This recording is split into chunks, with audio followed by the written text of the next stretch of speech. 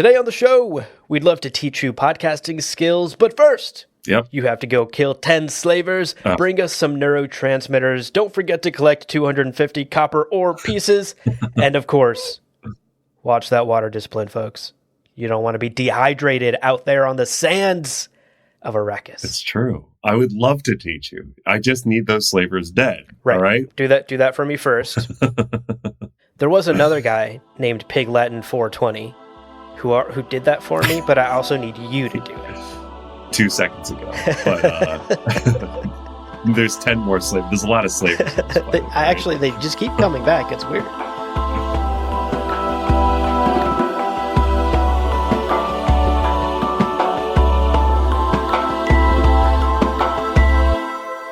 Welcome to Gom Jabbar, your guide to the iconic world of Dune. We'll be exploring the themes, philosophies, and characters found in the sandy depths of this vast universe, from Frank Herbert's groundbreaking novels to the adaptations on film and TV.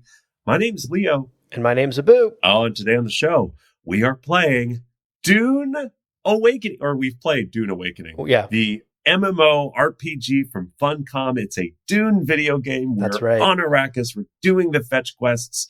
Oh, we are leveling up our experience just by gathering rocks. It's the best. It's fun. It's a blast. But before we get into it, folks, let's take care of some very quick housekeeping. Yeah. And then we're going to talk about this video game and how much fun we're having playing it. Indeed. So for today's show, the spoiler warning is kind of weird for today's show. We're going to be talking about roughly like the first 10 to 15 hours of Dune Awakening, which does include like minor plot details for the very early game and the introduction of the plot in the game. So I suppose if you're sensitive about that and you haven't played the game yet, there's your warning. As far as the books themselves go, I don't think we're going to be having conversations that go beyond basically the first book, given the context of the setting of the game itself. Yeah, it's sort of exploring a what-if series of events. So we are safely diverted from, for instance, the plot of the later Dune books. Yeah. Well, as always, a huge shout out to our Kwisatz Haderach level patrons, Daniel Dion and Seth Redden Greer. Fellas, you'd have been the first I added to the guild, but unfortunately I need your Funcom IDs first. So we're still waiting on that. But sincerely, could not do what we do without you. Yeah. And of course, our thank you extends to all of our patrons at every level. Literally could not make this podcast the way we do without your support every month. And listen, if you're not in a place right now to be a monthly supporter and patron, maybe you're saving up for Dune Awakening. Hello. Maybe you're saving up for that sweet PC rig. That's to right. Play it yourself. Don't forget, you can still show your appreciation with a one-time tip, which we have a Buy Me a Coffee link in the show notes. That's right. Okay, housekeeping out of the way. Here's the game plan for today's video game episode. We're going to start off today's conversation just sharing our thoughts about the game so far.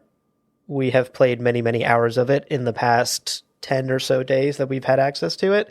And so we're going to share our experiences, our thoughts so far, and our impressions of the game. Then, later in the episode, because this is Gom Jabbar and we can't help but nerd out about lore, we're going to be taking a look at some of the deep cut references and tweaks to the universe and interesting creative choices that were made in the narrative and universe building of this game and compare it to the original source material. Yeah. And then finally, we'll wrap up with a little Q&A rapid fire round just to answer some one-off questions and talk about our hopes and dreams for the future of this game as we look ahead. And that's today's episode. Oh my gosh, I can't wait. All right, folks, it's going to take us a while to gather up all the necessary gear to build a dune buggy, so let's take a quick break. We're going to go gather the gear. When we come back, we're getting in that buggy, and we're talking about Dune Awakening. We'll see you in a minute. Welcome back, everybody. Oh, I hope you have boosters attached to your dune buggy. Indeed. Because there's Shai-Halut's right there. You got to get off the sand quickly. Let's talk about it. And before we get into our impressions of the game, I do want to just start off by saying, listen, you there, out there. Yes, hey, you. You with the headphones. You. Hi.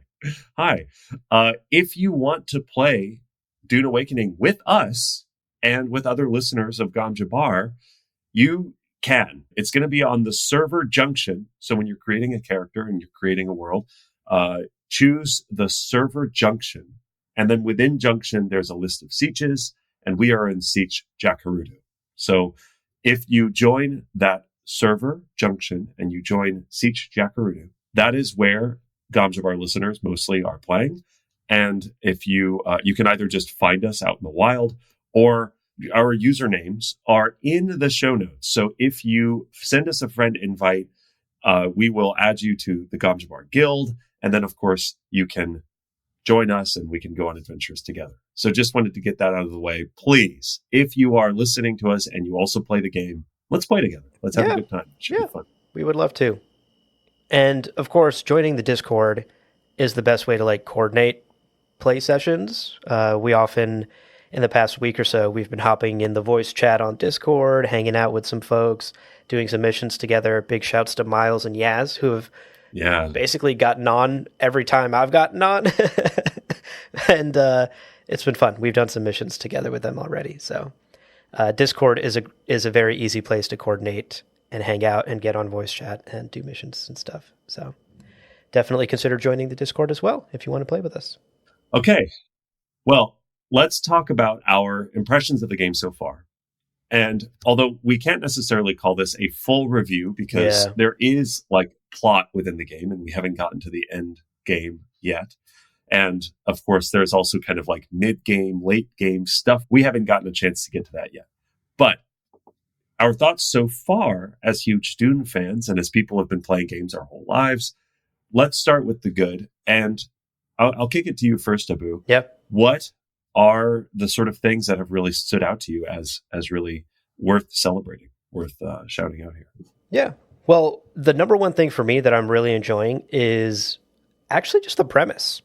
Notably, Dune Awakening has decided to go the alternate timeline route. We are not in the universe of the books. We are on Arrakis, yes, and many of the characters are still there, yes, but this is an alternate timeline, and the very opening cutscene of the game tells you this, in which Jessica had a daughter as she was commanded to do by the Bene Gesserit. So Paul Atreides does not exist in the video game timeline. And your instant reaction as a hardcore Dune fan might be to reject that immediately and be like, what? Paul Atreides is not in this game? But I actually think this is a very smart choice from the developers because it gives them a lot of narrative flexibility when it comes to creating a game of this nature. But it still allows them to honor the source material, right? There are characters from the books that you will come across in this game. There are locations from the books that you will visit in this game. All of that is still true to the books. But as far as the narrative is concerned, Funcom can take that in any direction they want because it's a split timeline. And I think that's very smart. They have avoided a lot of potential pitfalls were they to try to actually commit to the book universe. That would make things very difficult and restrictive for them. So I think this was ultimately a smart choice, both for the player and for the developers in making this game.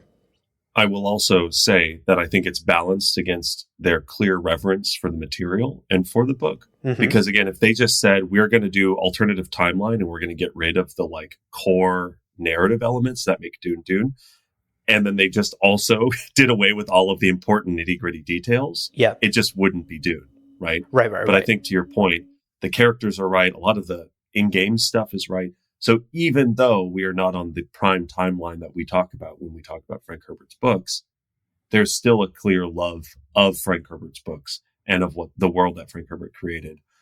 There's still a lot of reference there. And I think that that's an important thing to shout out. Definitely. When we talk about this alternative timeline. For sure. It's not so alternative that there's lightsabers and Godzilla is doing the Dougie on your corpse or something. We haven't pivoted into Fortnite. Not yet. That's coming in a future DLC. Godzilla,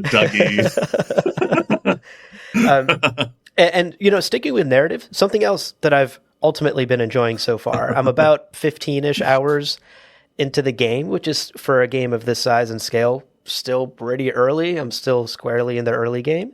But the narrative has been interesting. The premise has certainly been interesting and caught my attention. I found the opening crash sequence a lot of fun. I really liked the character of Zentara. who we're setting up as some sort of mysterious badass. Yeah. He's one of the first people you meet on Arrakis after you crash. So I really enjoyed his character as well. And there were a few lines of dialogue here and there that hinted that Jessica's daughter, aka the Paul replacement in this universe, might come back into play here in the story at some point. She was name dropped a couple of times in various lines of dialogue that I've experienced so far. So I'm excited to see how that pans out, because I most definitely want to know what's going on with Jessica's daughter. Yeah, same. So certainly been enjoying the setup of the story and the narrative so far. That's been a highlight for me. Moving on from that, I will just say this is a very technically and visually impressive game from day one. Yeah. And I think that's worth calling out, because we do, if you're a gamer, you know this, we live in a world in which most games come out like half-baked and broken, and it's actually in your best interest to wait a year for them to get patched and updated and fixed and overhauled and redone, and then play the game a year later, get it on like a Steam sale, and actually play it how it was meant to be played. Right. This is not that game. It is a finished product that's been delivered to the player here. And honestly, it's sad, but that does deserve an applause in the modern world of gaming. True. Yeah.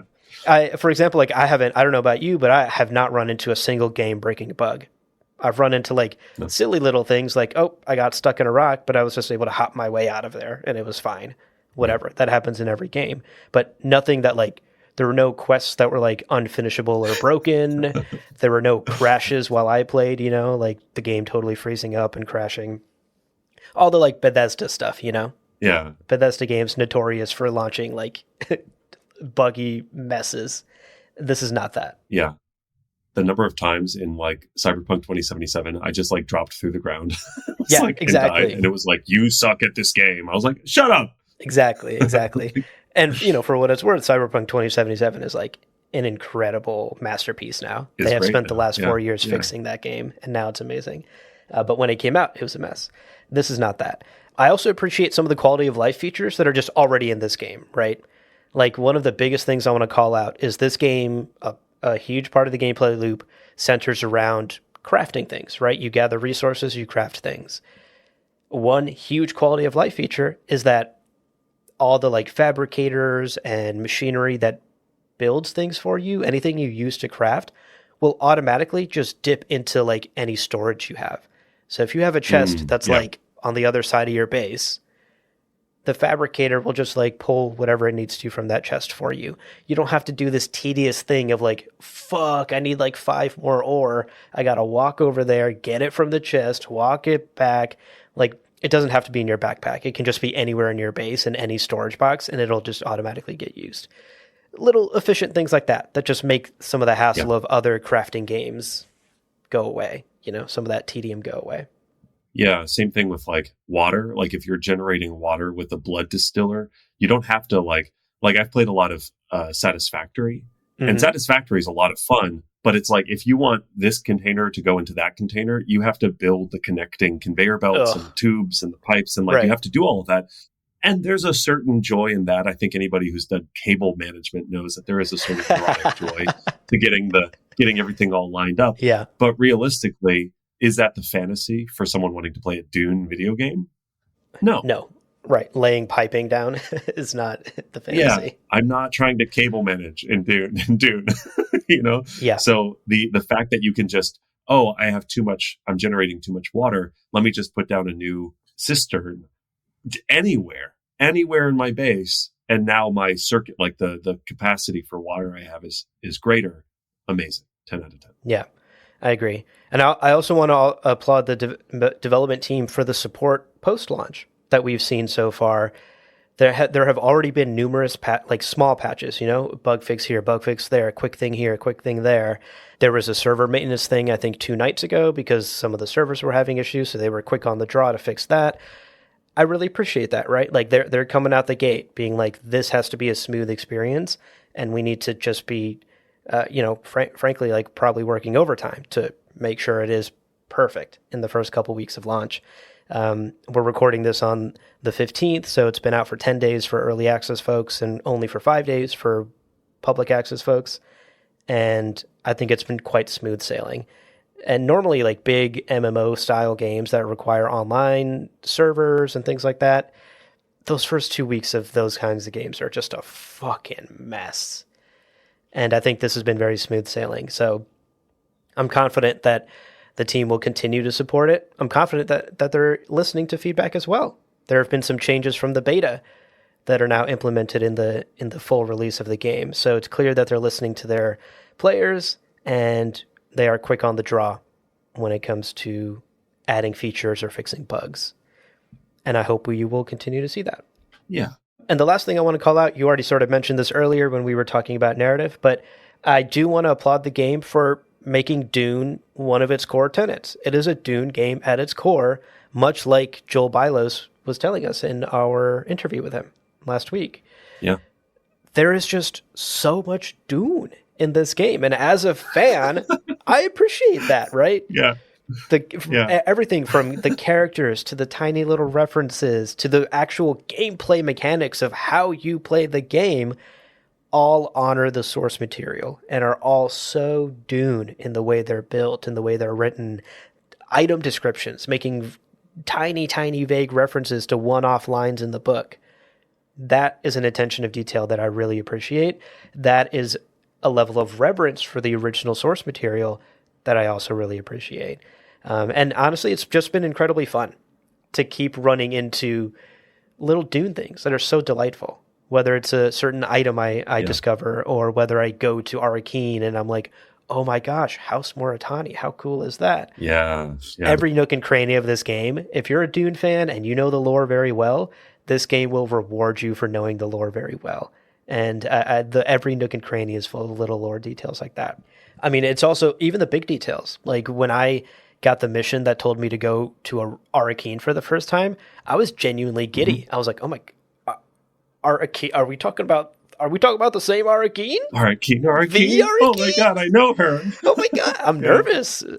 And so like, I took the ornithopter to Arakeen, I landed there, and honestly, I was in awe. I just like stood there and soaked it in for a minute because one, it's gorgeous, but two, I've read so much about this fucking city, and now I get to go to it and walk around in it. The residency approach, where you see the palm trees, and it's like, oh, there's the fucking guy, doing the water on the palm trees. So there's just a level of nerdiness in this game and Dune fandom in this game that I so appreciate. And I think anyone in our audience who has been with us for a while and loves Dune as much as we do, you will appreciate it as well.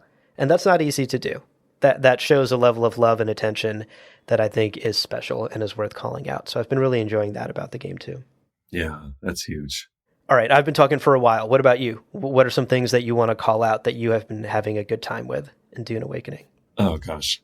Yeah, I will say this game, I've been having a blast. I'm enjoying it. And there's a lot of good to say. I will just caveat, if you play this game or if you watch people playing this game, there's a lot of crafting, a lot of survival, hours just doing survival stuff. But legitimately, when it came time to like boil down the lore things we wanted to call out, it was hard because there's so much. There's too much. I do want to balance. I know that for people watching on like, you see people playing on TikTok or YouTube, it's going to be a lot of like, they could basically be playing like dry Subnautica, right? But I think the reality is there's so much Dune in this game. It truly is so dense and in a way that is delightful. So I just wanted to put that out there. But going through, I made a little list. So going through story and narrative, I agree. Alternative timeline, super savvy move. I like our what if episodes of just like Dune, what if, and this is that, where we're going, if Paul wasn't the one who was born, if instead it was Ariste, then Jameis wouldn't have died. And what is that? What are the cascading effects of that? What characters who died because of Paul are still alive? And now we get to explore that in a fun way. That's really cool. I really enjoy that. The voice acting is all very fun. A lot of gruff voiced fellas, which is great. Yeah. And for the most part, like the writing is really good. I've been enjoying lots and lots of Dune lore stuff involved in and motivating the writing. There's a lot of like, yeah, you're going to leverage this information against that guy. You're interrogating him. He's a Samuda addict. And I'm from Chusik. My character's from Chusik. So I'm able to bring up some dialogue things about how important music is when you're like rolling on Samuda. Oh, cool. And now he trusts me yeah. because I get it, you know, and he's like, oh, this dude's Samuda's. And then I'm like, fucking joke's on you. I work for Baron Harkonnen. And he's like, oh no. And like, that's a really fun moment. And it's kind of tucked within these cool dialogue options. It's very neat. I also really like that the tutorialization is wrapped up in these trials of Ackle, right? Like these spice awareness trips. You inhale the spice, you go on this like journey to this alternative kind of tutorial world where they teach you about avoiding spotlights. They teach you about thumpers. They teach you about, you know, compactors and different types of things. Yeah. But the whole time, they're also telling you about the Zensuni wanderers and how the long migration of the Zensuni people who become don't just run past that woman talking. Stop and listen to everything she says. It's the history of the Fremen people. It's the Zensuni wanderers. It's so cool. It's very cool. And to see, like, to hear about Poratrin, to hear about Harmonthep, to hear about, you know, Rossic, to hear about these planets that we've talked about for literally since the beginning of our podcast. Yeah. It's just so much fun. Yeah, it's a delight. I think it's cool that the tutorialization is also wrapped up in lore stuff as well. Now, regarding the gameplay and the core loop, I will fully admit here, I love games like Subnautica. I love crafting, adventure, survival games. So I find the gameplay loop super addictive. Going out, gathering stuff. I'm so eager to always make just one more trip out into the sands. I'm having a blast. Mm-hmm. I'm really enjoying the combat. I've heard some mixed takes from people online about it, but I really enjoy it. I think it took me time to get used to it, but I've gotten to a point where like I can very confidently stagger someone, slowly stab to get through their Holtzman shield, use the voice to debilitate them in the middle of combat, and then like heal as they're just standing there in a daze. It all feels very neat. And I've gotten kind of, the more I've played, the more I've gotten to really enjoy that. I'll also say that regarding that battle, dying to mobs, dying to these like enemies, these like computer enemies, damages your equipment and you drop your loot, but you can still grab it again. And I think that this is broadly a positive. I've kind of waffled on this a little bit. There don't really seem to be crazy stakes to being killed by like some random enemies in a slaver camp. But I think that that's good because if you were to like lose all of your shit, that would just add to the mundanity. That would add to the grind. Yeah. And I'm glad that that is not the case.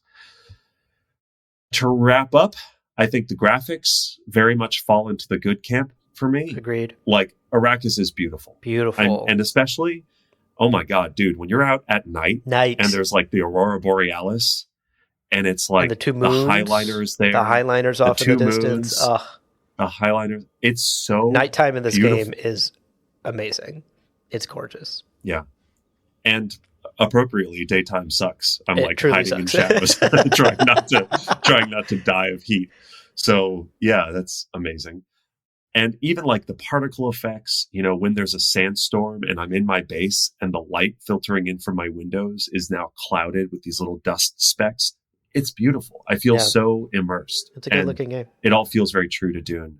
It looks great. And then the last thing I'll say that I think is honestly such a huge, incredible quality of life thing is there's an in-game radio. And I didn't know about this until our conversation with Joel, but since talking to him, I've listened to it for hours. It is so much fun. You have to press N on the keyboard, and then you choose which radio station you want to listen to. I almost exclusively listen to the Atreides radio station, but it has music from the 1992 video game. Yeah. It has in-world reporting of like things that are happening. It has talk shows where they're like interviewing Atreides soldiers from the front lines of battle. And they have like radio dramas, like following Atreides characters who embolden and embody the like values of House Atreides. Yeah. It's all propaganda. It's very cute. It's all so fun. It's super unnecessary. And I love it. It's so good. Yeah. It's one of those like, clearly this came up in some brainstorming whiteboard session where they go, what's a fun thing we could add to and then they just leaned into it. Yeah. Super, super hard. Yeah. And to repeat, the shortcut is N to make that happen. And- This radio thing is and it's so amazing. buried in the menus that I feel like most people will never find it. And it's such a delightful part of the game. Yeah. N is the shortcut to bring up the radio menu. That's broadly the good. There's a lot of good. There's actually more that I could just talk for hours about how much I've been enjoying the game. Let's talk now about the bad. Let's talk about what we think could be better. This is maybe asking for improvements in future DLC patches or whatever.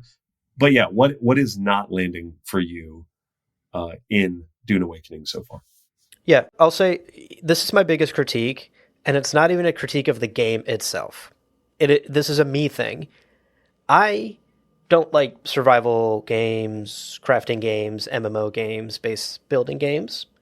So beyond the Dune of it all, the game was going to be a tough sell for me. And so I guess all I'm really saying here is, like, as a warning to folks who might be interested in Dune Awakening, but aren't already into this genre of video game, the Dune of it all might not be enough to get you to fall in love with the actual gameplay itself. And that's kind of where I find myself. Like, I love the Dune stuff. I'm constantly delighted and surprised by the Dune stuff that I come across. And then I lose my fucking bike and I have to spend the next 3 hours gathering the resources to build my fucking bike again. Because I can't go anywhere without the goddamn bike. And I don't have enough fucking ore. It was funny listening to you actively driving into quicksand. You were like, it's fucking quicksand again. No, there goes my bike in the quicksand. God damn it. And then, like, there go the next 3 hours as I run around gathering all the necessary pieces and parts to build another bike again. Again, that might be part of the joy for you. For me, that's part of the tedium. Sure. And I think that kind of bleeds into actually the storytelling of the game as well.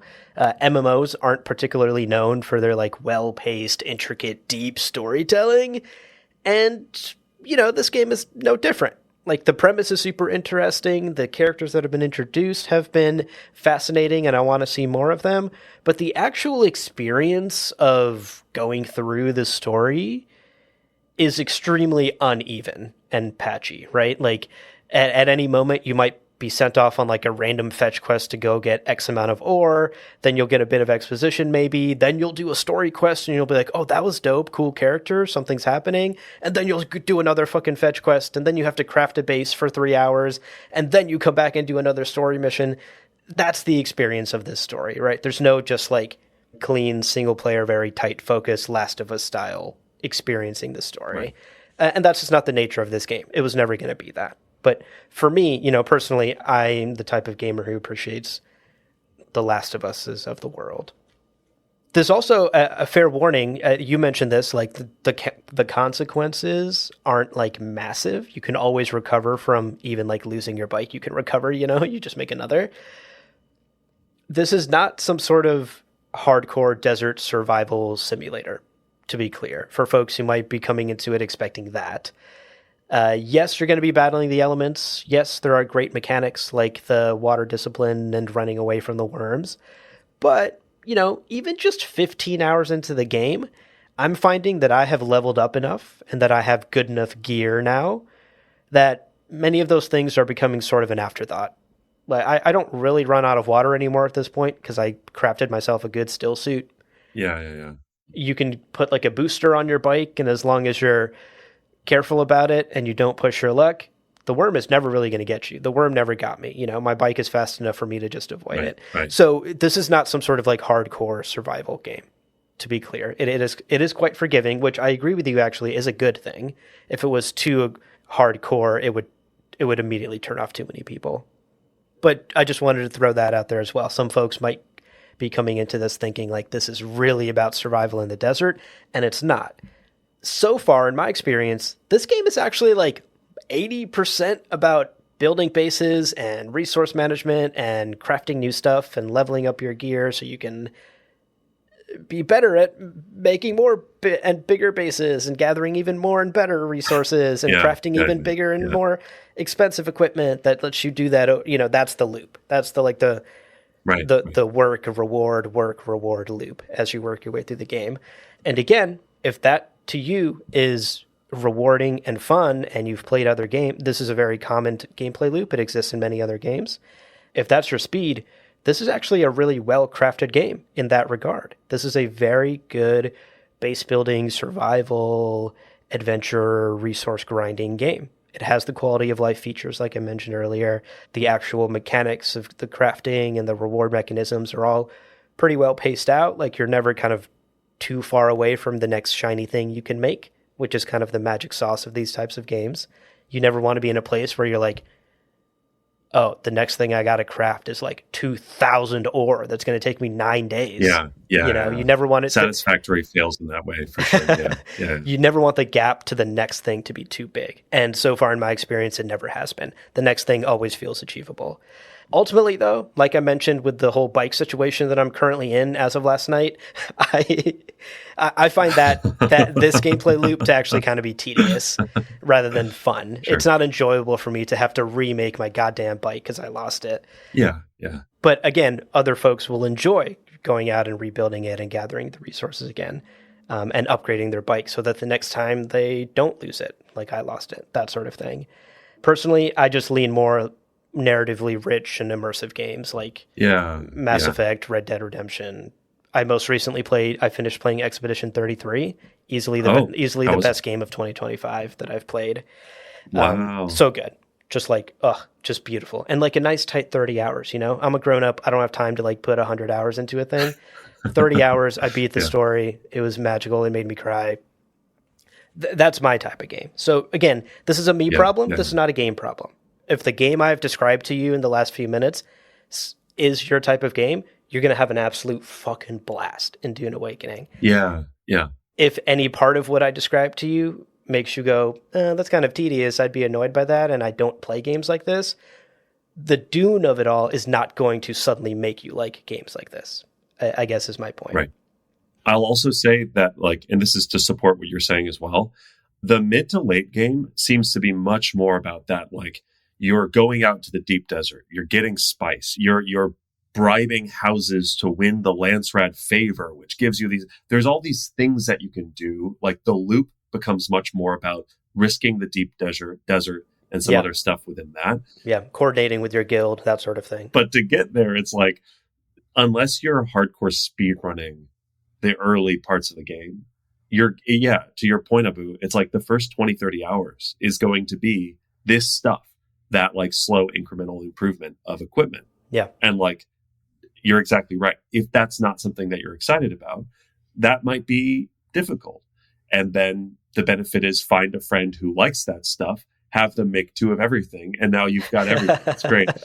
Yeah. But still, I think for someone wanting to jump in, get straight to that mid to late game stuff, it is an investment. And that's very much worth pointing out. Totally. Okay. 2 other minor critiques that I have, one of which I think is once again just a me problem. I am finding the gunplay and the unique class powers part of the combat interesting, and I know you said that you like the combat and it's clicking for you. I, on the other hand, could not be more annoyed with the melee combat. I feel like I am just fucking waving a knife around and nothing is happening, and I'm constantly dying, and everyone can get through my shield, but I can't get through their fucking shield for some reason. There isn't a responsiveness to it. I'm just waving my arms around and sometimes hitting and sometimes not. The gunplay I think is fine and serviceable for this type of game. It's no Destiny or Halo or anything like that, but it works. It's good. The melee has been frustrating me. Maybe I just need to craft a better sword and level up some skills or something, and suddenly something will click. But right now, to be honest, I'm dying a lot out there in the desert when people start throwing hands. This is a tough conundrum, I will say, because to honor the original lore, Frank set up one of the most interesting use cases for shields. The slow blade penetrates the shield, right? Yeah. I don't really know how to solve that Rubik's Cube of turning that into a gameplay mechanic beyond what they've done here in Dune Awakening, which I think is serviceable. It just still feels clunky. You'd have to break the lore, I think, to make it a smoother shield knife combat situation. So I don't know. I don't even know what the solution here is. I am still just finding it stiff and clunky and non-responsive. especially in group settings. Like I did this one mission where it ended in a mini boss where you're in a one-on-one knife fight with a guy in the end. And that was super fun. I was like, it was cool. I'm like, we're like tap dancing around each other, parrying, trying to find the right opening to get in there. To be clear, I still died a lot, but it's fine. I figured it out. The one-on-one was actually really fun. It works in that instance, but you're never fighting anyone one-on-one. You're always getting like bum rushed by like 2 or 3 guys. One of them has a gun, the other throws a grenade at you, 2 of them are knifing you, and you're just like flailing in a panic. At least I'm flailing in a panic. Like, what is happening? And just dying over and over again. So for me, the combat, I feel like still needs like a bit more massaging, especially when it comes to melee. But maybe as I progress, I will improve. Well, I'll also say that I think for sure, even at like a fairly high level in a low level area, if there are 2 or 3 people with knives around me and people shooting me, and then someone throws out one of those fucking purple grenades. Dude, that, fuck like, those purple I don't even know what it does, but like freezes me. And then 2 people are shooting me while I'm just in stasis. Yeah, like you will die. So I think a lot of for me, especially as I've been like solo adventuring, a lot of the combat has been, how do I lure people out alone? How do I delay the group so that it's always one-on-one? Yeah. And then how do I expediently like kill the one guy who's next to me so that I can focus on the other people? And so I think, interestingly, hearing you kind of break down the like, oh yeah, the group stuff, I'm like, oh yeah. But also maybe that's the lesson. Don't get into a dogfight. We're not out here killing 18 Sardaukar by ourselves. Yeah, for sure. I'm also curious if it comes down to class, because I went Mentat, and I will say the Mentat abilities all kind of suck. Or at least I'm not using them right. One of them drops like a little shield, but it doesn't matter because the knife people just bum rush you and run right past the shield anyway. So, I think rolled Bene Gesserit, and I'm kind of wondering if I should have rolled Trooper, because I've seen some Trooper gameplay, and their abilities seem quite useful in combat. My Mentat abilities seem like utterly pointless. I throw this like poison grenade and nothing happens, and I'm like, okay. So I think your class greatly affects how much you enjoy or not enjoy the combat as well. There are some overpowered abilities for sure for combat. There's the knee strike, which is pretty popular and people use it for movement a lot, but it does damage through shields, for instance. So you can sometimes just one-shot someone with the knee strike. Wow. The slow knee penetrates the shield. The slow knee penetrates the shield. I mean, we saw Duncan Idol do it, so we know it works. Some of this might just come down to the way that the game does or doesn't tutorialize you around these things, right? Like if Zantara was like, do not get caught in a fight with 5 people, you idiot, and then you get caught in a fight with 5 people and you die, it'd be like, well, they warned you. Right. Told you so. Right. But they didn't really have that moment in this game. They kind of just let you figure it out on your own. Yeah. And to be clear, you're not locked into your class. Like I can just go find a trainer that teaches trooper skills and learn some trooper skills. And like, I don't have to stick to this Mentat that I selected at the start, which I think is nice. That flexibility is nice. Okay. One last thing, and then I'll shut up. We hinted at this earlier. Here is perhaps my most scathing critique of this game. The user interface is god awful. Oh my God. Yeah. Every window in this game is so cluttered and so disorganized, and there's no hierarchy of information. There's no clear color coding. I dread having to ever open a menu that isn't just the map screen. And even the map screen is like very cluttered. Like that could be cleaner, but at least the map is functional.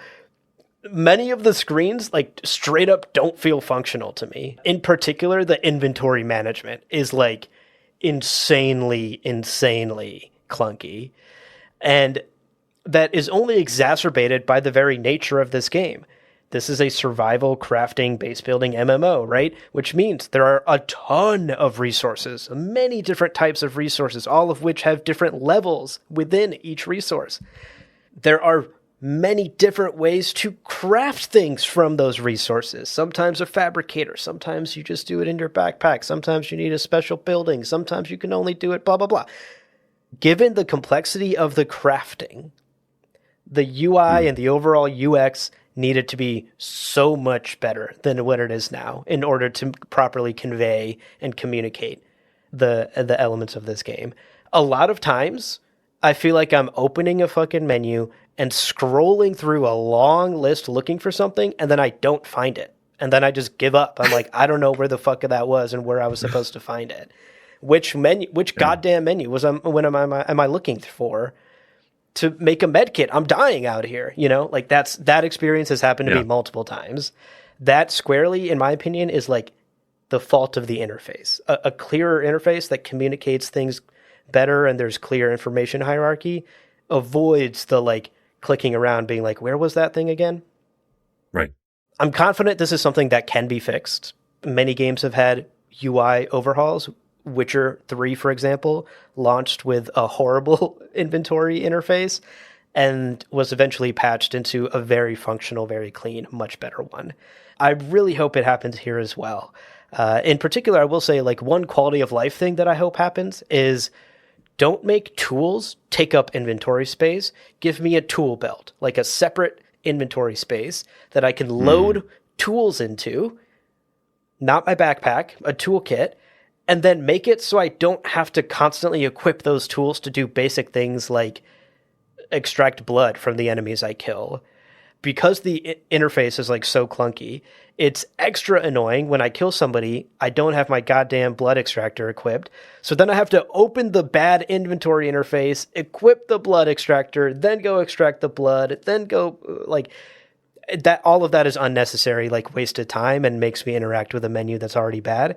Just like that's my like free pro tip is like make a utility belt feature where I can just equip things, and then I can just go around and with the quick button press, I can do anything that's equipped on my belt. I don't have to keep equipping different tools to do different things. That to me is like part of the tedium of trying to like get stuff done, like rebuilding my bike that got stuck in the quicksand. So UI UX overall is like a big thing that's hampering my enjoyment of the game.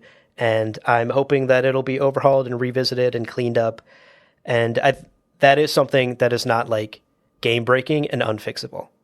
This is a thing that can very easily be iterated on and tweaked and fixed in coming patches and in the coming months and years. And I hope it is. Yeah. Ultimately, I think I'm in alignment with you on some of that. Like, I know that on the back end, they have to have certain types of item types, things that are droppable, things that are, we've talked about this, like when you die, you drop certain types of things.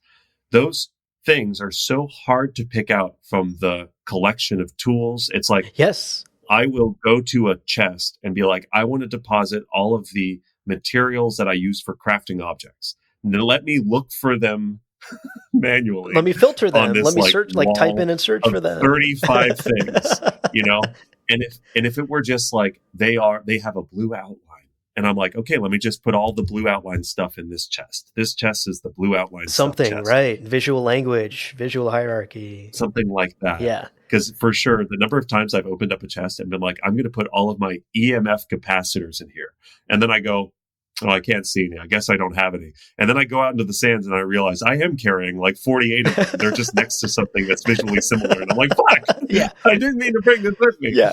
Yeah.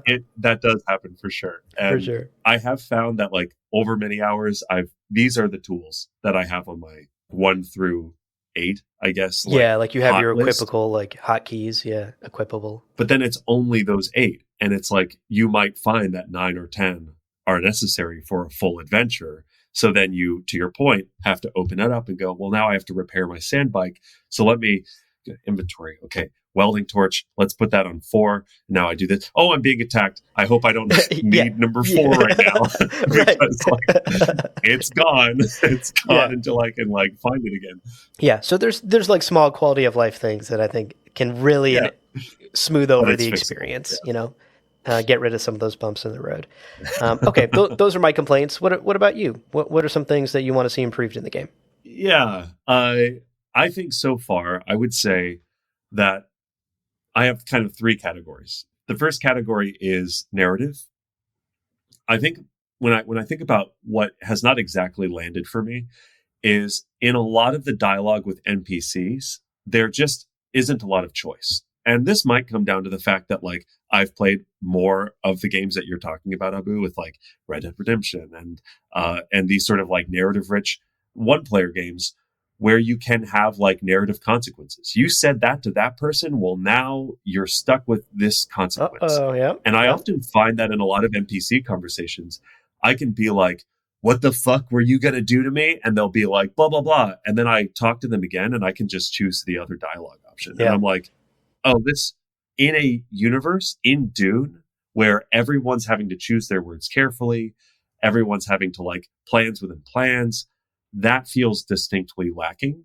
That kind of linear conversation that doesn't really have a lot of choices is particularly noticeable. Mm-hmm. And I don't know that that's, again, this might just be par for the course in massive one multiplayer online RPGs. Like, I don't know how much, if you're playing World of Warcraft, I don't know how much narrative rich choice making you're getting to make. Yeah. Especially when compared to a game like Baldur's Gate 3. Jesus Christ. Right. At the end of the day, this might just be an issue that I have with MMOs. But in particular, because Dune is so much about choosing your words carefully, the ability to just say anything feels a little bit lackluster. On the gameplay front, I completely agree. The combat is super punishing on your own. And I would occasionally get like caught on environmental stuff. Like I can't go backwards because there's a little cable that doesn't look like it should have collision, but it does. And now I'm in the middle of a flamethrower and that's annoying. I've also been caught by flamethrowers quite a bit where I'm not in the stream of fire, but I still catch on fire and then that kills me. And I can understand it if you're saying, okay, the air around the flamethrower is superheated, so you're catching flame because you're in this superheated air. Okay, sure, but I do feel like I need that to be explained to me because right now it just seems like a bad hitbox. So I'm like Dark Souls mode, fighting, going, well, if I'm not being touched, I shouldn't be in any trouble. And then suddenly I'm on fire and I'm like, well, fuck me, I guess. Yeah. So that's something that has been a little frustrating at times. Yeah. I mentioned already that this first part of the gameplay loop is a lot about crafting and about like efficiency of harvesting materials. Mm-hmm. I'm still not 100% sure what the super late game gameplay loop is. Yeah, me neither. I mean, I know that like in MMOs like World of Warcraft, it's about like raids and you do raids to get like special stuff. But I think as a narrative game, someone who plays a lot of narrative games, I don't know if that's enough for me to like invest the 80 hours I'm going to need to be able to go out into the sand with my carry-all and my buddies. Like I will work to get there because I actually do love this game. But I think there's still some big questions to answer for the layperson who isn't already at that stage discovering those new mechanics. I want to see the carrot dangled in front of me. And right now I feel like the carrot's is a secret. It's a secret carrot. Yeah. It's there, but you're not going to know about it until you see it hanging from the end of the stick. Yeah. So yeah, I'm enjoying it. I'm going to keep playing. But when people go, hey, is it always this loop? I'm like, no, I think it's a different loop later on, but I'm not exactly sure what that loop is. Yeah. I guess I should watch more streamers play, maybe. It might be useful to, at some point, hear what that late game stuff is in-game as a part of the tutorialization of like, one day you'll be able to do this, and then I can be excited about that. The last point I'll make is just that, again, this might be very par for the course for MMOs, but the graphics look so good all over the place. There is a little bit of the uncanny valley when it comes to the people and the character models. Yeah. It's hard because this is an MMO and you want to have everything be at a very high level of fidelity, but also work for like live streaming all of this information between all these different people's setups. Yeah. It still did kind of rub me the wrong way. There were some moments in like quests where my character's face is like very front and center during a cutscene, and I'm like, oh no, there I am. Oh no, I should have spent more time with the character creator. What the fuck? Yeah, and I did my best. I really tried.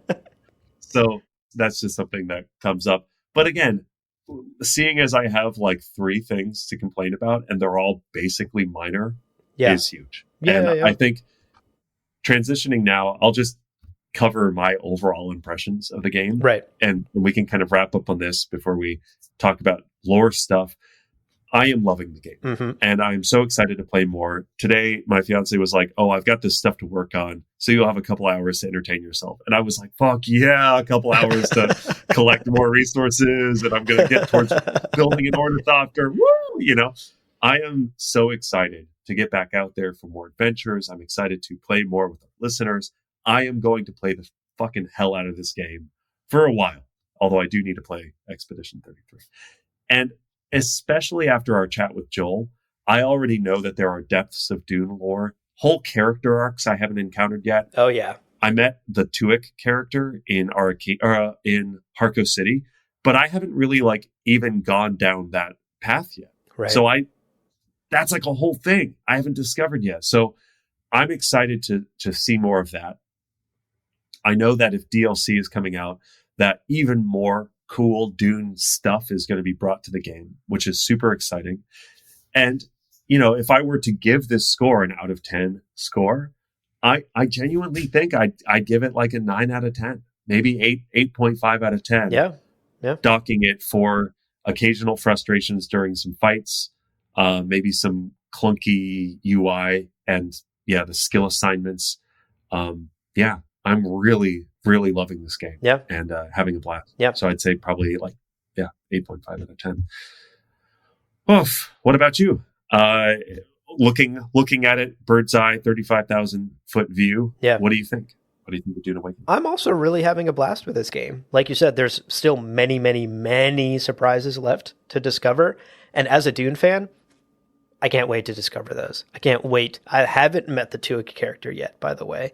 I'm excited to do that, Like, she calls you kitten. Hello. It hits different. So I'm excited. I'm looking forward to seeing what other Dune stuff there is left to uncover in this game, which there's a lot. And I can't wait to do that. And honestly, maybe I need to take a break from grinding on the resources and trying to build my base and just go do some quests. Ignore the rest of the shit for a while and just go do some quests and soak myself in the Dune universe. That being said, I think this is a really, really good game. Visually, technically, a solid game that stays true to its heart and soul as a Dune game first. It's got very strong survival and crafting mechanics, so if that is the type of game you enjoy, this will be one of the better ones of those you will play for sure. And so for me, taking all of that into account, I guess my sort of review in progress as I'm still making my way through this game, I'm sitting at a very respectable 7 out of 10 for this game. Which is a good game, not a great game that will win you over if you weren't already invested in some way. That's sort of my sales pitch. Is if you're invested in some way already, you're going to have a blast with this game.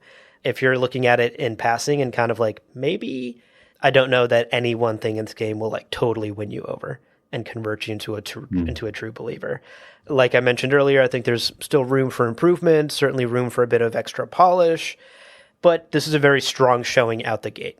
This is an excellent game, very smooth launch, technically proficient. It's a solid foundation for the team to build out their ambitions on. And we know Joel said they have a loose 10-year plan laid out. If the game is successful, continues to be supported, if market forces continue to be good and the world doesn't end, or et cetera, then hopefully we will see 10 very fruitful years of Dune Awakening as it continues to expand and evolve. And I, for one, am certainly looking forward to that. Will this be a game that I will play for the next 10 years consistently? Or even for the next 10 months consistently? Probably not. I'm enjoying it for now. I'm playing it a lot now. I can see myself bouncing off of it and taking a break. But the things that will continue to, I certainly won't uninstall it, right? Things will continue to draw me back in. Certainly any big updates and DLC that drops, that'll bring me back in. And when our guild, when folks in our guild get to a point where we're doing end game stuff together, big missions together, coordinating big things together, I think the social aspect of the game is a big draw for me as well. And so that'll keep me coming back as well. Yeah. Huge. But a great game. I'm having a fun time. Yeah. I still think there's so much room for helping players understand what is and isn't important in the game. Like, I just was going to fully skip over the buggy because I was like, why would I do that? But when I tell you that it changes the nature of the resource gathering to the point where now I have like 600 iron, I don't have to go get that anymore. Yeah. For context, I have like 5 iron. And again, so if you ask me right now to craft a bike, I could be like, yeah, you want 3 bikes? I'll make you 4 bikes. Like, that's fine because I have all of this. That's the nature of the leveling up. Yeah. Because I have a buggy. But I was going to skip over the buggy because I didn't understand how much of a game changer it would be. So I think that there's still, maybe this is like also the social aspect of it. There's going to be, conversations like this one where I go, oh, Abu, you're getting caught up on the mundanity of that stuff. Here's the tech to invest in because you are going to harvest that much faster. And then you're only spending 1/10 of the time on your like resource gathering and doing a lot more of the quests and a lot more of the XYZ. All right, folks, those are our pretty comprehensive and intense thoughts about the game so far. But again, a reminder, neither of us is quite at that end game deep desert doing ornithopter runs and battling other guild stage of this game yet. So I'm sure our feelings will evolve as we continue to play and advance. But I'm having a great time, and I can't wait to keep going and see where the journey takes us. I will say, I hit a milestone recently from one of these like little mini spice blooms. I have enough spice for 1 bribe. Hello. I can do 1 bribe, which feels so fun. But then I'm like a toddler in the Dune universe where I'm like, I can only afford 1 bribe. Like, who am I going to... Anybody want to be bribed? I have 1. I have 1 bribe. 1 bribe's worth. Yeah. It's so...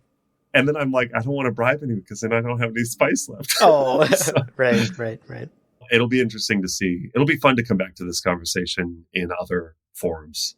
Yes, later. I agree. But yeah, and certainly it might be worth revisiting. Maybe when the first big DLC drops or something. Yeah, it'll certainly be worth revisiting on the podcast and checking in with our feelings about Awakening. Yeah. 6 months from now, 8 months from now, whatever. Totally. I mean, they've teased a 3rd faction. I still don't know who the 3rd faction is. Yeah, exactly. All right. We are going to take a quick break, but when we're back, we're going to talk about our lore callouts, some of the deep, gritty, nerdy stuff that we've found. We're going to celebrate that, and then we've got some quick questions, and then we'll wrap up the episode. Don't go anywhere, dear listener. When we're back, we're talking lore. That's why you listen to us, presumably. Stick around. We'll be right back. All right, folks, welcome back. Yeah. Let's continue our discussion today about Dune Awakening by getting nerdy and digging into the nooks and crannies of this video game to talk about the deep cuts, the lore that's seeped deep in the DNA of this game. Obviously, there's so much. This game is overflowing with Dune. And so really today we're giving you a sampling. These are the things that we've come across, some of the highlights that we've noticed in our early experiences and early hours with the game. Definitely reach out to us, email, Discord. Let us know some of your favorites and some of the deep cut lore things that you've experienced as you journey through Awakening. Okay, so going through our list, these are just some highlights and some favorites from us. This first one is actually one that Joel told us in our interview, the creative director of this game. Yeah. Pretty early in the game, you have the opportunity to create a unique short blade, which is called Caliph's Drinker. And here's the item description for that blade.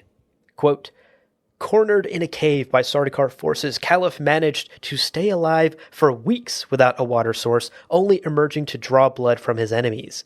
When he was finally killed, the Sardaukar discovered this unique kinjal, modified to include an exsanguination apparatus. End quote. Dang, that takes blood. It takes blood. Yeah. The in-game effect basically is when you kill somebody with this knife, you automatically draw blood. You don't have to go through the whole rigmarole, which is cool. It's great. It's a very useful knife, actually. It's the one that I'm using the most. But already a couple of cool lore callouts here, right? The word kinjal has been dropped. Kinjals actually exist in the game as well. You can craft them. A prominent weapon in the Dune universe. Iconic. And as Joel pointed out to us in our interview with him, Caliph is actually the name of Jameis's eldest son. This is a direct connection to the book. Insane. Yeah. Very cool. If you'll recall, and in fact, you might not recall because Frank Herbert himself forgot about these boys, but Paul did, when he killed Jameis, inherit 2 sons. Yeah. And Caliph is one of them, the elder one. Very cool. And in this alternate universe where Paul didn't kill Jameis, Caliph clearly kind of grew up, became a Fremen, became a warrior, became a part of the tribe, and then tragically perished in a standoff against the Sardaukar. Incredible. Oh, it's so good. I like literally word searching Dune and seeing Caliph come up. It was like, oh my God, he outduned me. Joel outduned me. That's so offensive. Right. As a quick rattling off, there are other notable types of weapons and tech in the game. And again, this just scratches the surface, but there are Mala pistols, like the one that Chani, takes from Paul that, he gets from Jameis actually in their initial confrontation. Shiga wire claws, Shiga wire reels, penta shields, glow globes, hunter seekers. It's insane. Like if something is mentioned in Dune, you can probably find it tucked away somewhere in this game. Yeah. The number of Cheops game boards that I found in just like random, places, they've got like all of the pieces scattered. Clearly someone was cheating and someone knifed the board and got frustrated. It's so fun to see the world painting with all of this Dune stuff. Only God knows how long it's going to take Joel to introduce Laza tigers to the game. And I cannot wait. I can't wait. Here's another quick one. We were talking about those radio channels earlier. Remember, the hotkey is N, everyone. On the Atreides propaganda channel, in one of the shows, one of the Atreides aspirants mentions Slig chatter, like they got sick from eating Slig chatter or something in like a throwaway line, which of course our ears pricked up. So oh my goodness. A Slig reference in this game? Sligs. You love to see it. Sligs. Love it. Love to see it. It's the sweetest meat this side of heaven for sure. Now, throughout the Haga Basin, which is, again, the place that you're doing all the crafting and the adventuring and the questing, there are Imperial testing stations that you are often sent to get samples or to get intel or to kill a certain person who's holed up there or whatever. And at the entrance of each is a little Solido projection going, "Welcome to Imperial Testing Station 147," explaining kind of the function this one is for. It's like a tour guide. And the specific experiments that each station is dedicated to performing is always very steeped in Dune lore stuff. But in particular, one I was in the other day was all about trying to grow plants from other planets on Arrakis, which is like such a Dune concept, right? Oh, yeah. Arrakis is a desert, inhospitable place. Can we grow other plants here so we don't have to import them? Huge. And early on, there's a recording bemoaning the difficulty of the task. Now, this is something that I don't have the direct quote for, but it is something along the lines of, quote, "Fogwood, alaca, or sappho root, impossible. But maybe plants from Giddy Prime, anything from that hellish planet may have a chance." Something along those lines, end quote. Yeah, yeah. And throughout that station, you learn that they've been experimenting with crimscale fiber and inkvine whips, 2 huge plant-based products in the Dune universe, and using them for various things, but mostly torture. Mostly like, this is why inkvine whips are so useful as a torture device, but this is why you can't use them too much. Crimscale fiber, which we see is the fiber, for instance, that Jessica is bound with when the Harkonnens capture them during the assault on Arrakeen. Right. Crimscale fiber tightens as you fight against it. It's all very cool. And there's additional people going, oh yeah, like you can put crimscale fiber around someone's neck, and as they talk, it constricts. And I'm like, holy shit, that's cool. I hadn't thought about that. And then it's like, but be careful if you do that. It is lethal if you're combining it with inkvine whips, because they'll be screaming and the screaming will kill them. It'll actually like, it's a positive feedback loop and they'll die. And it's like, wow, that's holy shit. Wow, that's super fucked up. But what a cool fucked up thing using Dune lore, using Dune plant stuff. There's also mention in that Imperial testing station. There's mention of the Huffuff vines, which I made a big deal of in our ECAS episode. I really like the sound Huffuff. Yeah. And it's like the first time that I've been so excited to just like read item descriptions and listen to the like, you're in Fallout and they're like, welcome to this place. And I'm like, whatever, shut up. Skip. BioShock, where they're like, welcome to Rapture. And I'm like, skip, whatever. Skip. Yeah, shut the fuck up, Ryan. Skip. Whatever, Andrew Ryan. Yeah, sure. This is the first time I'm like, oh my God, it's all Dune. It's all Dune. I love this. Yeah. Okay, before we really get lost in the weeds here, here's just one more to satiate your lore desires, dear listener. There are a number of like fun abilities and consumables that are obviously lore accurate. For example, the Mentat has the tooth, basically. Like one of the poison capsules I can release is because like is the same mechanism as Yui's tooth from the book. At least that's what the description it says. It's basically just a poison grenade in practice, but in lore, it's a release mechanism for the tooth. So things like that, they're littered all over, like the character creators and the items you can consume and that sort of thing.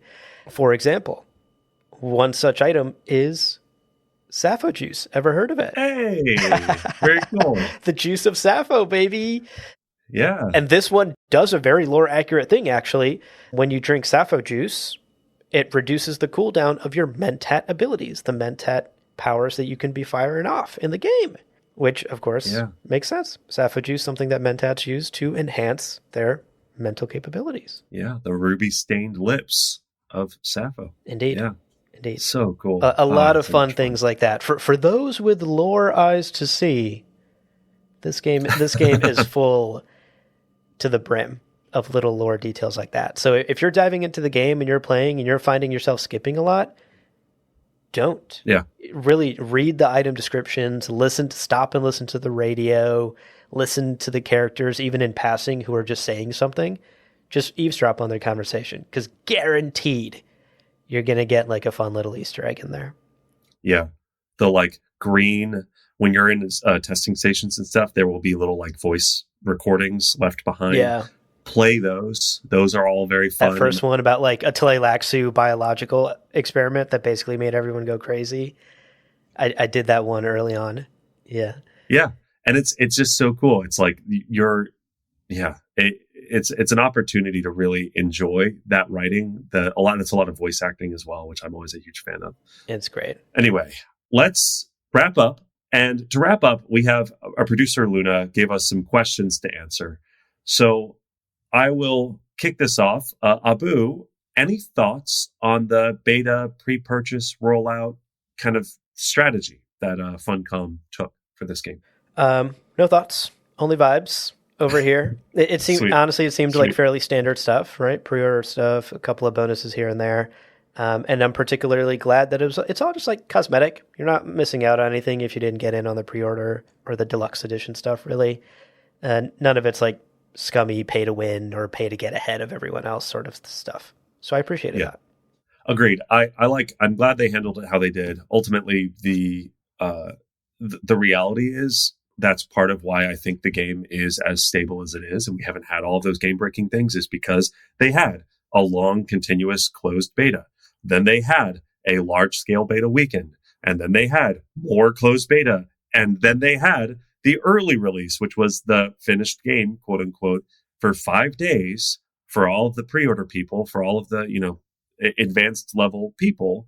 It's like, what a great way to make sure their servers were as prepared as possible. Yeah. Broadly, it's been very smooth. Yeah, love very smooth rollout. And agree. For sure. The perks that are basically all cosmetic, love it. Because now you just get to feel extra cool as you're going about stuff. And you're not like sweeping through the game because it's super easy because you have a laser gun or something, Exactly. All right. We joked about the character creator earlier. What did you think of the character creator, Leo? I enjoyed it. I think, in adjusting how my character looked, I made my guy look like me pretty well.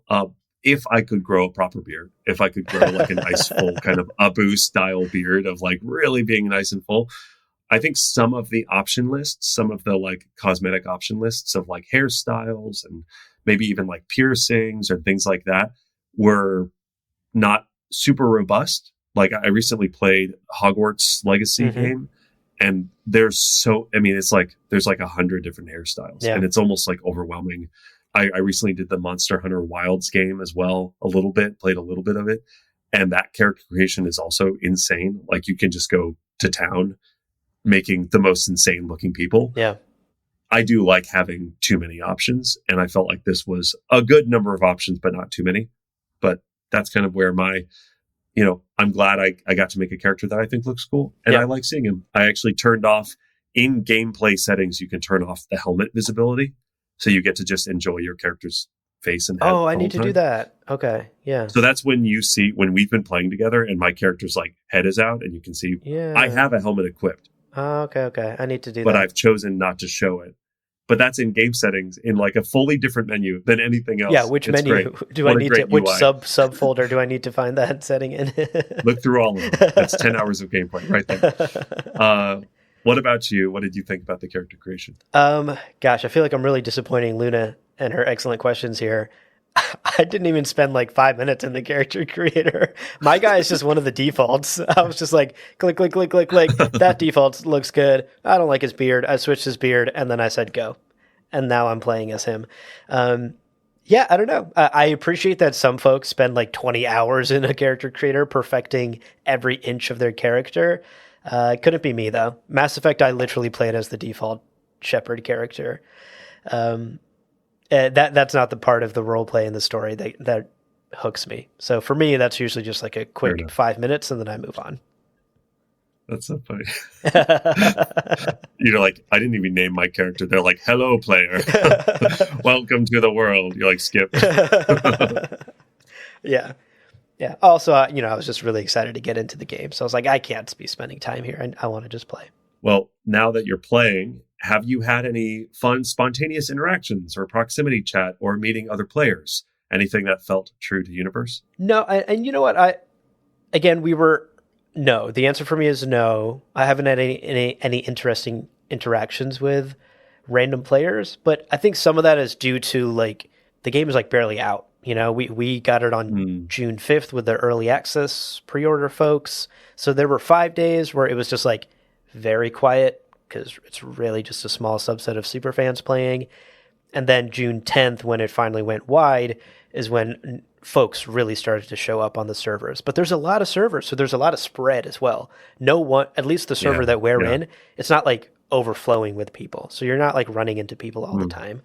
But I haven't had any interesting interactions, and I don't know. Even if I did, I think I would like avoid, much like real life. I would just like avoid other people that aren't just like the pre-vetted folks in our guild, in the Gamjabar guild. So yeah, no interactions yet. I will say, speaking of guild, though, I did clear out a testing station mission with Miles and Yaz the other night last week, and that was so fun. And honestly, cool. that maybe is like my hack for the combat, because I got to just like mentat ability from behind and shoot some people while Miles and Yaz like went in and did the melee. I didn't have to like do melee. Oh, yeah. And so for me, that was fun. I got to like support them. And so I think group combat, grouping up with our guild members, doing missions together, that's where I'll really get enjoyment out of it. And that was a blast. So I'm excited to continue doing more and more of that. Yeah. That's huge. What about you? Any fun times with strangers on the internet? Well, you know me. I love talking to strangers on the internet. I haven't really had a lot of chatting with people. Like I always, when I see people nearby, I'll be like, yo, what up? You walking without rhythm or whatever, but don't get a lot of responses. They're just like, shut up, nerd. Give me your 600 iron. Give me your 600 iron. I'm like, listen, honestly, take it. I've got so much at home. No, there was pretty early on. There was like a bot somehow in the like early release selling cheap Stellaris in global chat as like, go to this link and whatever.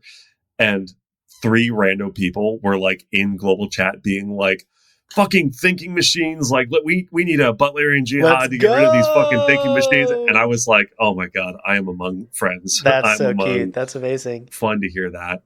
Otherwise, it's basically been mute. I was in a testing station and was literally like in my inventory, and I just heard the sound of being shot, but I wasn't taking any damage or anything, which is fine. Like, I have my Holtzman shields up and everything. So I dropped my menus, and it was another player who thought, I guess, I was a boss or something, and was just like unloading a clip into me. I was like, and nothing was happening. but I felt like a badass. I was like, yeah, you did it. I didn't even That's funny. feel all of those darts. And then he ran off, and I was like, okay, sweet. Hilarious. So yeah, it's been pretty chill. Yeah. Overall. I think as guilds and the community become more sophisticated, we're still so early in the life of an MMO, right? Think of the most successful MMO games. They've been running for like decade plus. Yeah, true. And so like we have yet to have the Leroy Jenkins of Dune Awakening happen, right? Like that requires like a maturing of the community and the game, which will take months and years. So we're still so early. And I think people are still like just finding their feet in this game, figuring it out as they go. But I'm excited to see what shape things will take as like guilds solidify, as groups solidify, as like people start learning the ins and outs of the game and how that will shape the servers and the communities.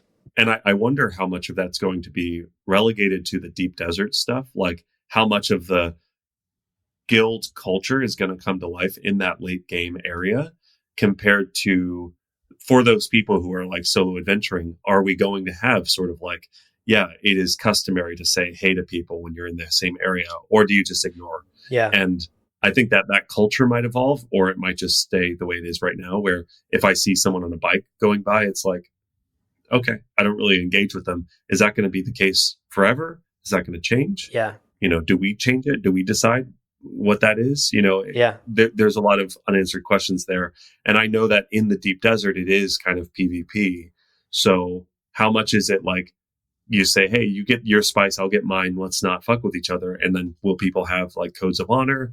Right, I've heard tale of people like chasing down people in, attack ornithopters, like big guilds being powerful. And is there a way to balance that? I think there's a lot of questions to answer. Yeah. And I don't know what those answers are, but I think those answers will come in time. And then the devs will probably have to get involved for certain things. And we'll see. We'll just see what happens. Yeah. Yeah. It'll be interesting to just keep a eye on the pulse of the community and see where it goes. All right. Last question here from Luna. Looking ahead, tapping into a bit of our prescience. What would you like to see in future expansions and updates to the game? I want the ornithopter pilot to be able to take us to Gamont for NC-17 adults only. Woo!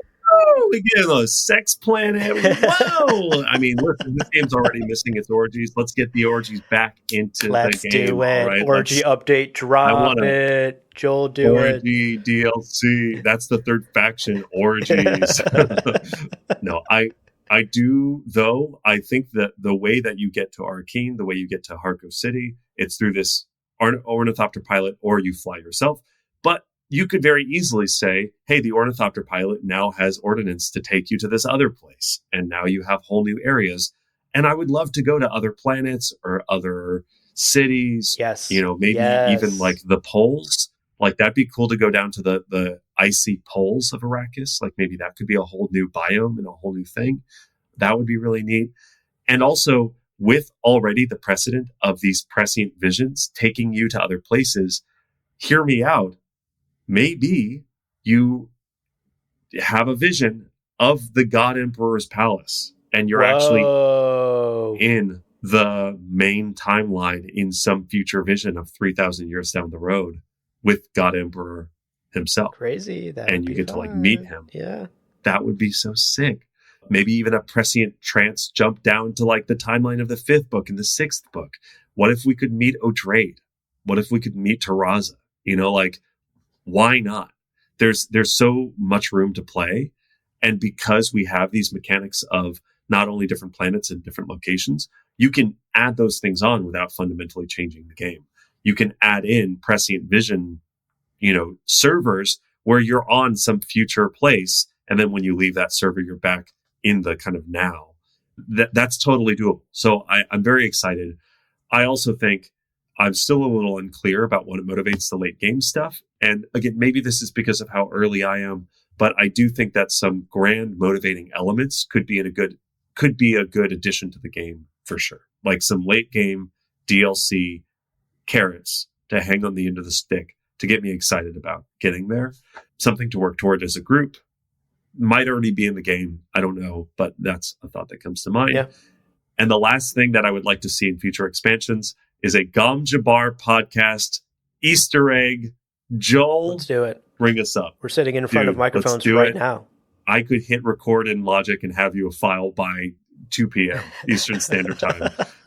I am so down. I'm so excited. And I think there's a lot of room for that as well. Because again, DLCs, new characters, new recordings, new things, whatever. There's room. Get us in there, coach. We will help build out this world. I'm so serious. That would be so much fun. That would be very cute. Yeah. What about you? What would you like to see future expansions? 2 things come to mind. The first shouldn't really surprise anyone. I would love for there to be a deeply story-focused DLC, like maybe a one-off adventure that takes me to a new region of the map. Maybe it's a narrative that takes place in some sort of like intricate Sietch network in the hidden desert. Or maybe we go to that highliner up above Arrakis, and it's an adventure that takes place in the highliner or something. I would love to go to a new location, and I would love it to be like, I would pay $15, $20 for like a little 15-hour narrative-focused adventure that's like less about like more base buildings things you can do, more resource things you can do, and it's just like, here's a tight, focused narrative adventure with fun loot and fun missions and fun dungeons along the way that you can group up in, and and the world is going to expand. You're going to meet some dope characters, and some Dune shit's going to happen. I would love that. Yeah. Oh my God. That would be a really fun DLC. And I would, without a moment's pause, I would pay for it and play through that shit. My other thought is less like DLC and more something I'd like to see as like an update to the game. I guess it's more than just a tweak. It's pretty substantial, but I would love to see expanded enemy types, as in expanded factions on the planet. Right now, it's really just like smugglers and slavers so far that I've experienced. I don't know if in the mid and late game, different types of enemies show up, but so far I haven't run across like Tleilaxu face dancers that I have to fight who have like unique Tleilaxu abilities or face dancer abilities for me to overcome. I haven't run across any like Ixian technocrat bases that I have to like go through that are like very technological, like there are the classic like ecological testing stations that act kind of as mini dungeons in the game. But I would look for there to be more themed enemies and dungeons and bases to like overcome and run through. Also, for you as a Mentat player, maybe an Ixian dungeon involves opportunities to like kill people remotely, like suck all the oxygen out of that room. All of the enemies die in that room, but you have to hack the system using Mentat abilities. That could be a good way to give something that shakes up what is right now. Just like go to smuggler camp A, kill the smugglers. Go to slaver camp B, kill the slavers. Yeah. Right now, it's just like, and there's always like melee guys, rifle guys, machine gun sniper guy, machine gun guys. Yeah, but it's all just like the same guy with a different weapon. And like they're all interchangeable, right? There's nothing memorable about them. So like that, I think I would love to see an expansion of the enemy types and the expansion of the types of dungeons that you can group up with friends or run through solo together. That get you good, interesting, unique loot, and on like a fun mini boss fight. Maybe there's a rogue Tuic sibling out there that runs like a band of smugglers, and you get to battle a Tuic at the end of that dungeon, that sort of thing. Something that's a bit more cool. Beyond the nameless enemies that I'm currently fighting in the game right now. I would love to see that added. Yeah, that's true. I joked about Laza tigers earlier, but like there are some like fauna, some big old animals in Dune. I'm trying to think of like when you play like Fallout, which has similar like exploration vibes, kind of, dusty post-apocalyptic. They have the death claws and they've got some like big things.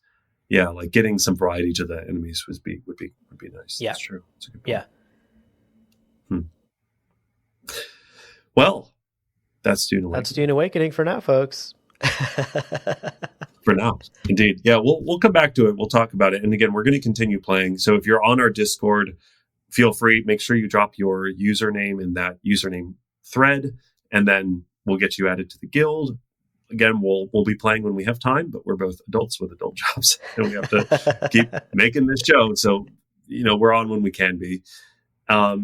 But before we let you go, dear listener, we want to tell you about some ways to help us keep this show going. That's right. And look, the two best ways to ensure that Gamjabar continues is to become a patron, become a monthly supporter on patreon.com/Gamjabar. You get some nice benefits. Plus, you get to access that Discord where we'll be grouping up and hopping in voice chat and playing this game together with people. You can also, in addition to that, check out our merch store, gamjabarpodcast@gmail.com. All of those links are in the show notes below. So check those out and help support the show. Indeed. And we love to hear from you. So email us, gamjabarpodcast@gmail.com. Send us your thoughts, your questions, your cute pets. Especially right now, my God, if you're playing Dune Awakening, if you're watching someone play it on Twitch, if you're engaging in this game at all, and you see a lore thing that you love, email us about it. Let us know what you've spotted. We will for sure cover this game some more in the future on this podcast. And naturally, if we have a sort of like short list of the things that people have seen that we haven't had a chance to see ourselves, that makes our coverage that much better. Help us cover this game as best we can. gamjabarpodcast@gmail.com. Email us. We'd love to hear from you. That's right. Also, in-game, tell everyone about Gamjabar Podcast. When you're playing Dune Awakening, promote on global chat, just be like, oh man, isn't this everyone. The best? At everyone, Gamjabar Podcast. Literally, if you're playing this fucking game, you'd like our show. Don't spam the chat and get banned or anything, but when the opportunity comes up, mention it to folks in the game, just accidentally wrong channel. Like, hey, man, I love the podcast Gamjabar. Oh, sorry, meant this to be proximity. Oops. Exactly. Exactly. And you know what? If there's enough Gamjabar fans in the game, we'll do a Fortnite, we'll do a live live podcast recording in game. We'll build a base that's just like a podcast stage. With a stage. I already have the northern base. I can put a stage. Yeah. So anyway, dreams and hopes. Full Fortnite. Yeah, it'll be just in time for the Godzilla teaching me how to Dougie DLC, lightsabers, and fucking Dune.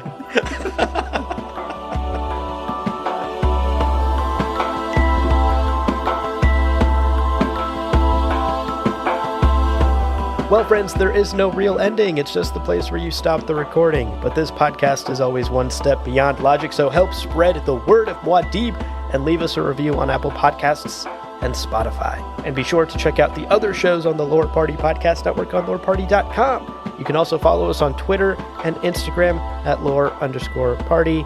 And of course, we are also on YouTube. Thank you so much for listening. And remember, whoever controls the podcast controls the universe. We'll see you in the deep desert. Nice. Wow. Custom outro. A little custom outro for the kids, It's better than we'll see you in Eastern Vermilius. Yeah. We'll see you at testing station number 197.